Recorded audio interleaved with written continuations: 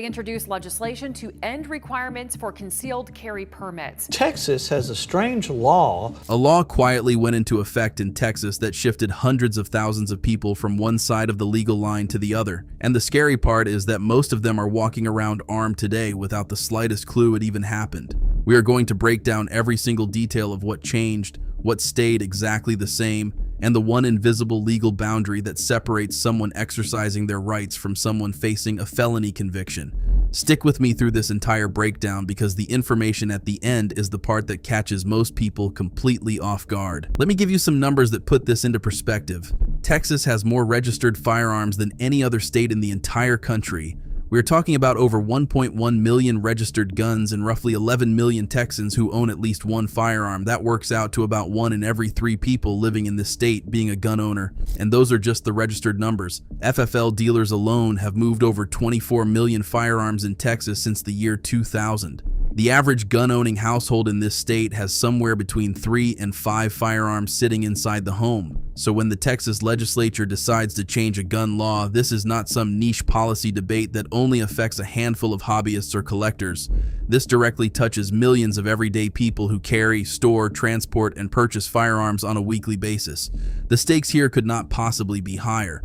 What makes the 2026 update particularly significant is that for the very first time in the state's modern history, a type of firearm that could have landed a regular law-abiding Texan in prison just 12 months ago is now perfectly legal to own under state law, and the vast majority of people who are carrying firearms in Texas as we speak have absolutely no idea where the new boundaries sit.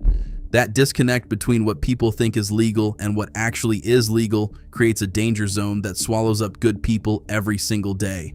Before September 1st of 2025, owning a short barrel rifle in Texas was a felony. We are talking about any rifle with a barrel shorter than 16 inches. It did not matter if you were the most responsible, law-abiding gun owner in the entire state.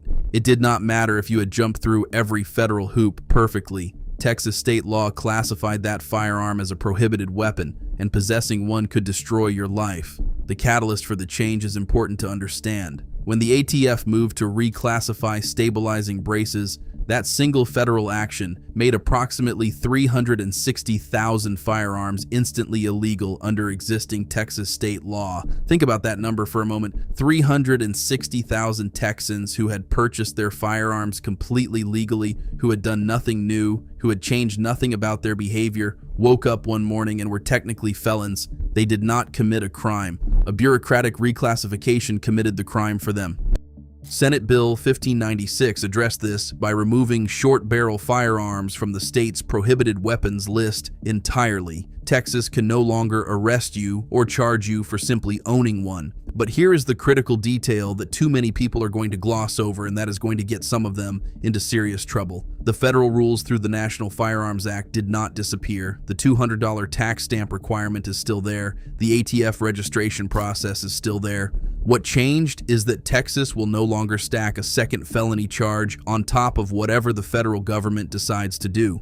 Previously, a gun owner could face punishment from 2 completely separate governments for the exact same firearm sitting in their own closet. That double jeopardy situation is what the new law eliminates at the state level, but the federal layer remains fully intact and fully enforceable. A carry law timeline most people get wrong. There is a widespread assumption that Texas has always been this gun-friendly paradise, where everyone walks around armed and the government stays out of the way. The actual history tells a completely different story. For most of the 1900s, carrying a handgun in public in Texas was flatly illegal. There were almost no exceptions for regular citizens. Texas was not the Wild West that people love to romanticize. It was actually one of the more restrictive states when it came to public carry for the average person. It was not until 1995 that Texas finally passed its first concealed carry law, and even then, the requirements were substantial. You had to obtain a license, you had to complete a training course, you had to fire 50 rounds at a qualifying range, you had to pay a fee that at one point ran as high as $140, you had to submit fingerprints, all of that just to legally carry a handgun outside the 4 walls of your home. Then 2016 brought open carry for license holders, which was another significant expansion. But the biggest leap came in 2021 when Texas became the 21st state in the country to adopt fully permitless carry. That meant most adults 21 and older could carry a handgun without any license, without any training, and without passing any test whatsoever. Here is something that tells you a lot about the mindset of serious gun owners, though. Even after permitless carry passed, over 200,000 Texans still went through the process to get their license to carry in 2022 alone. That is not a small number. Those people understood something fundamental, which is that carrying smart means knowing a whole lot more than just what the bare minimum of the law allows you to do. Now, with the 2026 update folding short barrel rifles into this evolving conversation, the rules have shifted yet again. And the real question that nobody seems to be asking is whether most people carrying in this state are actually keeping up with these changes, or just operating on assumptions from 2 or 3 years ago that may no longer be accurate. This is where the gap between perception and reality becomes genuinely dangerous. Most people hear that Texas is a free carry state and make the mental leap that they can walk into any building, any business, or any event with a firearm. That assumption is exactly what fills courtrooms with defendants who never intended to break a single law. The list of locations where carrying is completely illegal in Texas is far longer than the average gun owner realizes. Texas Penal Code Section 46.03 spells it out clearly. Schools are off limits. Polling places on election day are off limits. Courthouses are off limits. Secured areas of airports are off limits. Correctional facilities, government courts, and execution rooms are all off limits. And any bar or business that derives more than 51% of its revenue from alcohol sales is completely off limits. That last one, the 51% rule, deserves special attention because it trips up thousands of carriers every single year. People walk into what looks like a perfectly normal restaurant, see a bar area in the corner, and assume they are fine because the place serves food. But if that establishment makes the majority of its money from alcohol, there should be a 51% sign posted, and carrying past that sign is not a misdemeanor or a slap on the wrist. It is a third-degree felony carrying up to 10 years in state prison. 10 years because you misread a restaurant. In an average year, approximately 4,330 people die from gun violence in Texas. That breaks down to roughly 1 death every 2 hours around the clock, and a meaningful portion of the legal consequences that flow from firearms in this state do not involve criminals with bad intentions. They involve everyday gun owners who simply walked into the wrong building because they did not know the rules or thought the rules did not apply to their situation. There is a widespread belief that since Texas adopted permitless carry, getting a license to carry is a complete waste of time and money. On the surface, that logic seems to make sense. Why would you pay for something that is technically free? But that thinking has a cost that most people do not see until they are standing at a state border or sitting in a traffic stop outside Texas.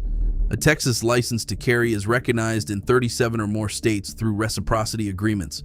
Permitless carry, on the other hand, gives you absolutely zero legal carry rights the instant you cross out of Texas. The moment your tires roll over a state line, you are legally disarmed in a massive portion of the country unless you hold a recognized license. For anyone who travels, and that includes millions of Texans who regularly drive to Louisiana, Oklahoma, New Mexico, or Arkansas, this distinction is not academic.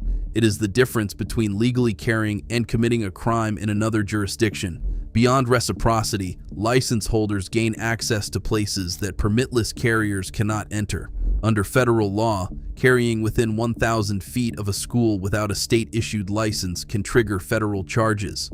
Licensed carriers can attend open government meetings while armed. Certain private properties that restrict unlicensed carry still permit licensed carry, giving LTC holders significantly broader access in their daily lives. There is also a practical benefit at the point of sale. A Texas LTC acts as a substitute for the standard FBI background check when purchasing a firearm. During high-volume periods, that background check can take days. With an LTC, the process moves forward immediately. For a roughly $40 application fee, the license eliminates delays, expands your legal carry map across most of the country, and provides access to locations that are otherwise completely off-limits. It might be the single smartest investment a Texas gun owner can make, and yet most permitless carriers have never even considered it.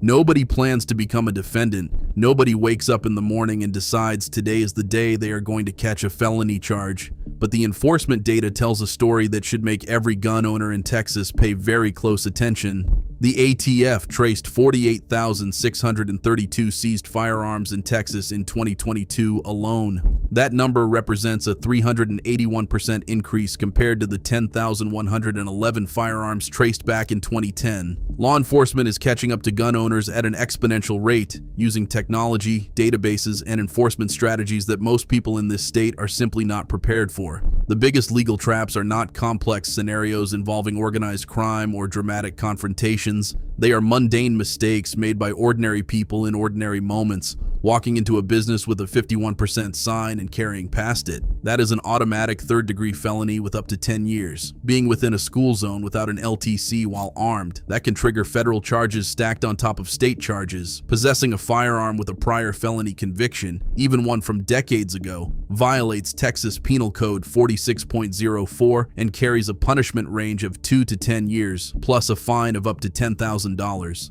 None of these require criminal intent. None of them require malice. They just require one bad decision made in a split second by someone who did not fully understand where the lines were drawn. So, what every Texas gun owner must do before carrying in 2026. Going into 2026, the single most dangerous assumption a Texas gun owner can make is that because the laws became more relaxed, the risks somehow became smaller. The truth runs in the exact opposite direction, and the data backs it up completely.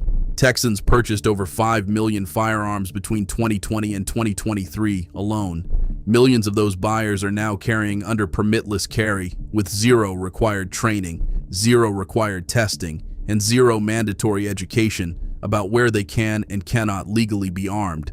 A January 2025 survey of 1,200 Texans found that 91% support requiring criminal background checks on all gun show purchases. That number is striking because it demonstrates that even the most pro-gun Texans recognize that carrying without adequate knowledge is a serious and growing problem. Before you carry anything in 2026, whether it is a handgun, a short barrel rifle, or anything else, you need to take specific steps. Know your disqualifiers inside and out. Memorize the prohibited places list, not just the obvious ones, but the ones that trip people up, like the 51% rule. Understand clearly where state law ends and federal law begins, because that boundary is exactly where people fall through the cracks. And seriously consider investing in your LTC, because the protections it offers extend far beyond what permitless carry provides. The information in this breakdown is something that the majority of people carrying firearms in Texas do not have. That gap between what they know and what the law actually says is precisely what turns good, responsible people into defendants. Knowledge is the one thing that has never been restricted, never required a stamp, and never needed government approval. Use it. That's it for today, folks. See you in the next video.